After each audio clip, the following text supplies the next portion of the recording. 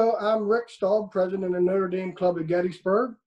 I'm proud to announce the first edition of Corby Connections, a program dedicated to connecting you to Notre Dame and our community.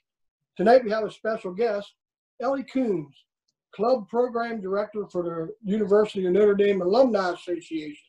But before I get to Ellie, I'd like to introduce you to our director, our editor, and your host for tonight's Corby Connection, Pat Cawley. Pat, thanks, take Rick. it away. Thank you. I'm Pat Cawley, and Ellie, thank you so much for joining us. The Notre Dame Club of Gettysburg is so excited to have this series of conversations, especially in this time in the spring of 2020, when it's tough to get out to Notre Dame or really anywhere. You're bringing Notre Dame to us, and we're very excited about that. So thank you for your time.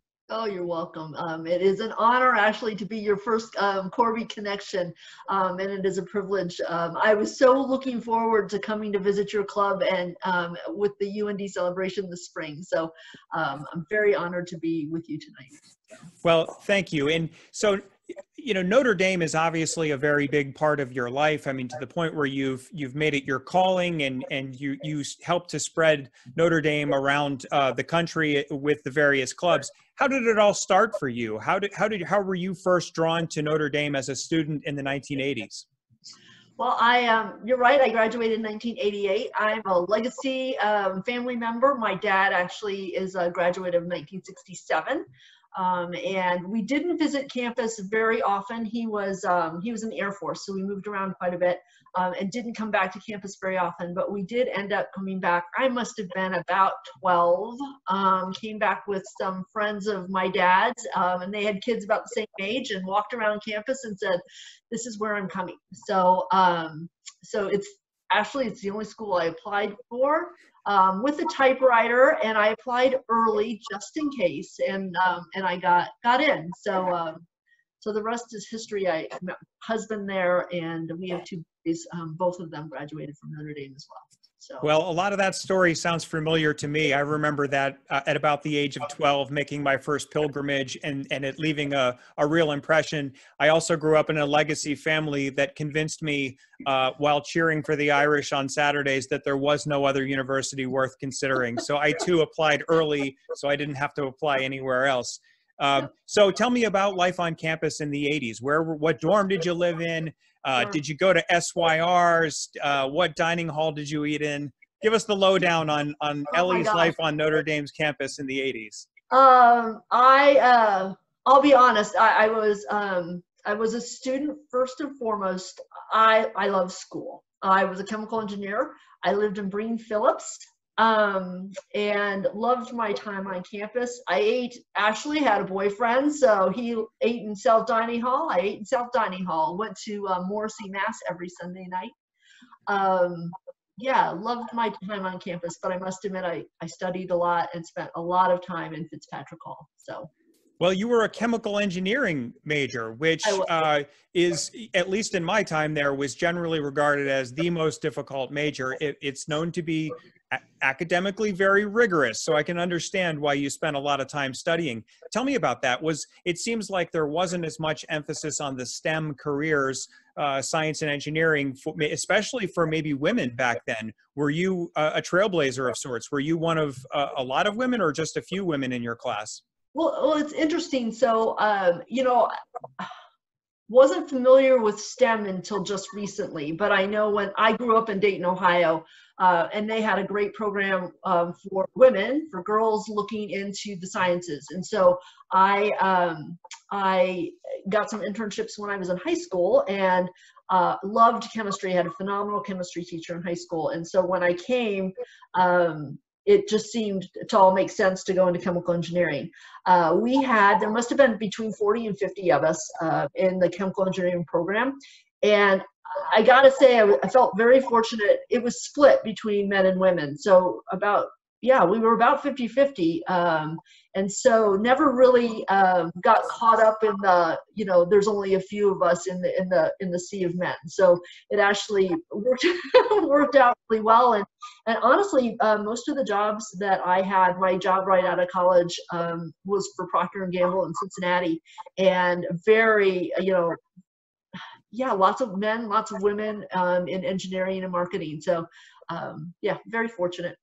You know, when we canvassed our club membership for some questions, you know, and people were not, people had some interesting questions that they wanted to ask you if they were in person with you. And one of the interesting questions from, actually from Alan Perry, who was out there at the same time you were, he's now actually a professor of Italian at Gettysburg College, but he knew about Professor Emil Hoffman, and he was curious if you had Professor Hoffman. The only reference to Hoffman that I know is that a common prayer at the grotto right around exam time was "Deliver us from Emil." So that probably sets the tone for people watching this. But did you have him as a professor during your time? I did. So I had him for freshman chemistry. So in the big hall in Fitzpatrick Hall, took final exams in the North Dining Hall, if I remember correctly. And unlike my husband, who started as an engineer and became a finance major, I actually sailed through Emil's class because I had a really good chemistry class in high school. So I loved it. So. Well, that's great. So after you graduated, you went off to work in the field. So you weren't in South Bend, but something brought you back. So talk to us about that and what your current role is in advising the Notre Dame clubs around the country. Sure. So I actually, I worked in the engineering field for about a half a dozen years. And then honestly, I stayed home with my kids. I know one of the questions you posed to me beforehand was, what would I recommend for current chemical engineering students? And I thought long and hard about that because I wasn't in the field very long. But you learn such good skills here at Notre Dame in terms of, you know, analytical thinking and creative problem solving, and you can use those regardless of what your profession is. And I stayed home. I had my own little business for, you know, about a dozen years. And then honestly, my husband brought us back to the South Bend area. He got a job here in Elkhart. So I came back. I had actually worked for the Notre Dame Club of Minnesota. So they're a AA size club out of Minneapolis, St. Paul. They serve the entire state, aside from Rochester. And they hire somebody to work part-time for the club doing all the administrative stuff. And so I worked for the club for about a dozen years, had a ball. So when I came back to South Bend, both my kids were in school and I was looking for something new to do. So this job came up and it seemed perfect because it was just the same kind of work I'd been doing, but on the other side of the table. So I've been at the Alumni Association, I guess, since the spring of 2016. I've been with the club's team the entire time and became the director of the club's program director in August of 2019. So you must find yourself pretty much every day in a position of talking to leadership from clubs all over the place, clubs of different sizes, facing different challenges, but there has to be a number of similar concerns. So I would think one concern that comes up a lot is how do we grow our membership? And how do we bring on the next generation of members? Is that something that you've talked to clubs about, and what's your recommendation there?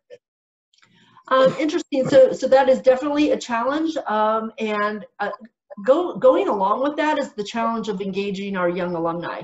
And so, and I know that has been expressed by your club leadership as well in terms of a challenge.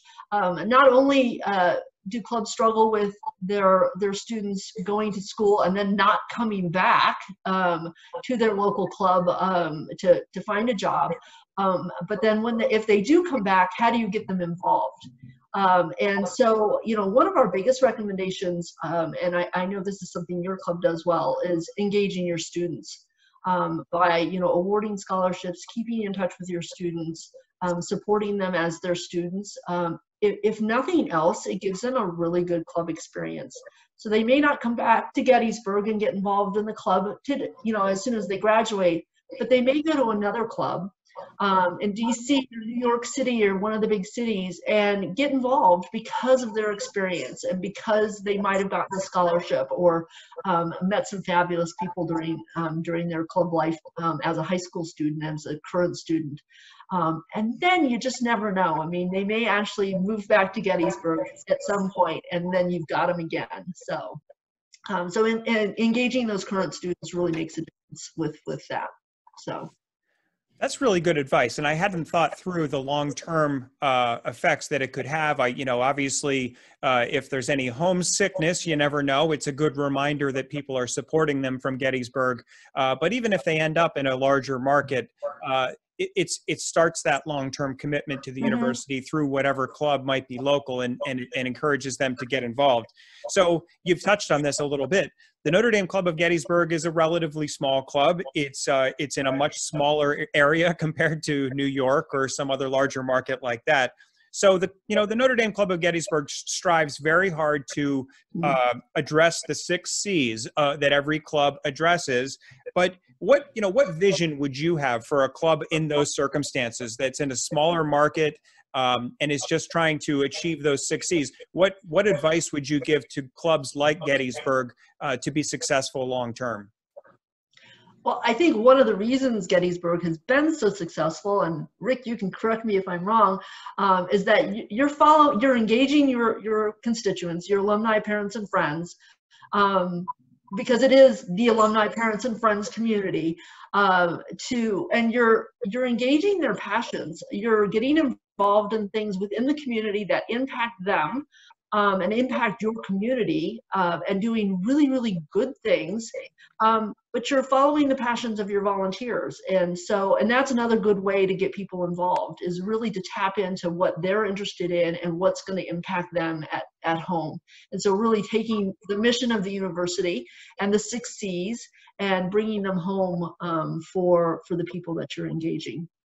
In my time with the club in Gettysburg, I've been very impressed by the persistent and regular engagement, as you said, with nursing homes, and just going and providing companionship and entertainment and services like that with the local Catholic high school, with organizations that collect food for people who are in need of it. And it really is carrying out the mission of the university, and a very Catholic mission on its own. There might be an ulterior motive in our area, and that's to convert Penn State fans into Notre Dame fans. And I think we're probably succeeding at that too. But one thing I had another question that came up when we asked the group members is, some Notre Dame clubs have a lot of graduates of the universities. Others have relatively few. They're just diehard Subway alums who love the University of Notre Dame, and they're just as happy to be involved.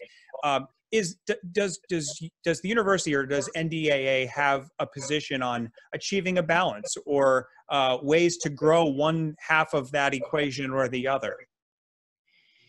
Well, I think we say a lot we're the Alumni Association for Alumni and Friends. So we strive to be inclusive, and what binds us all together is our passion for the university and our passion for the mission, whether we're Subway alums or alumni. And so we encourage good communication with both your alumni and your Subway alumni and your friends. And, we haven't even mentioned parents. They're a phenomenal constituency that learn to love the university and can get involved in clubs and contribute so much. But yeah, we try to be very inclusive. It's all about the passion for the mission. Well, you've advised all kinds of Notre Dame clubs who undoubtedly have a range of activities they engage in. What are some of the most memorable club activities that you've become aware of, and that really had you walking away from that club thinking that they're doing great work? Well, I've been very fortunate. I've gotten to visit an awful lot of clubs. I am a UND celebration speaker, so I've been to a number of those events. I got to go to the Mid-Hudson Valley ALS walk this past year. That was phenomenal. I've been to a few regional meetings. So I've seen clubs in their regions as club leaders together, which has been fabulous. And then I also have been very fortunate. I help support the clubs that host away football games. So I've been a part of a lot of that planning and a lot of those trips as well. And so I've seen them at their best in so many different situations. It's been so much fun. Don't really have a favorite. I think the favorite part of mine is being able to meet everybody. And so putting all the faces with all the names that we talk to every day, and seeing the phenomenal work that everybody is doing. They're all volunteers, and it's such an honor to actually meet them and to see that the work that they do, they put their heart and soul into everything. And it's just very rewarding. So. Well, I definitely know what you're talking about there. The volunteers who commit whatever skills they have. So in Gettysburg, there are certain business owners who are very dedicated to keeping careful financial records and thinking long-term about how to keep the club viable. Our communications director is Jim Conrad, and he sends emails so often that there's no way you can forget about the Notre Dame Club of Gettysburg. And that is really vital to keeping, especially in the time we're living in where people are a little more disconnected because of what's going on in 2020. But it keeps the spirit of the club alive. And I agree with you that just, it keeps people connected with the university and with each other. So are there any particular challenges that you've encountered, though, with clubs where maybe it's a theme you've seen among clubs, and how have they overcome these challenges? I'm going to jump on something and then I'm going to get back to this. But Jim Conrad he also built your new website on the new My Notre Dame platform. So I'm going to shout out to him because I know how hard he worked, and the site turned out beautifully. So if your members haven't checked it out yet, they got to go check it out. I think, we talked about engaging people, engaging our members. We talked about membership as a challenge.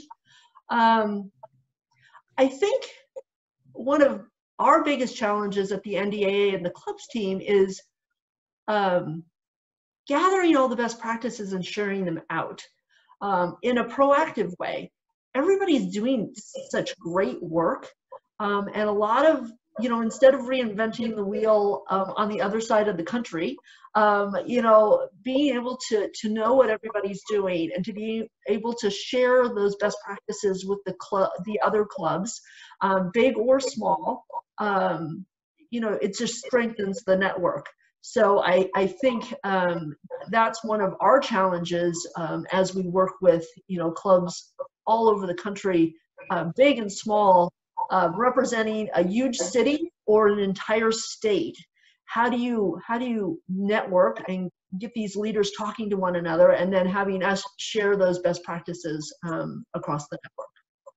That's a great point, and I hope that as this conversation is easily shareable, and I hope it finds its way into the hands of clubs across the country, and that they reach out to Gettysburg and give us some good ideas, and maybe they ask us for input on what we've been doing, and hopefully this contributes to that proliferation of good ideas.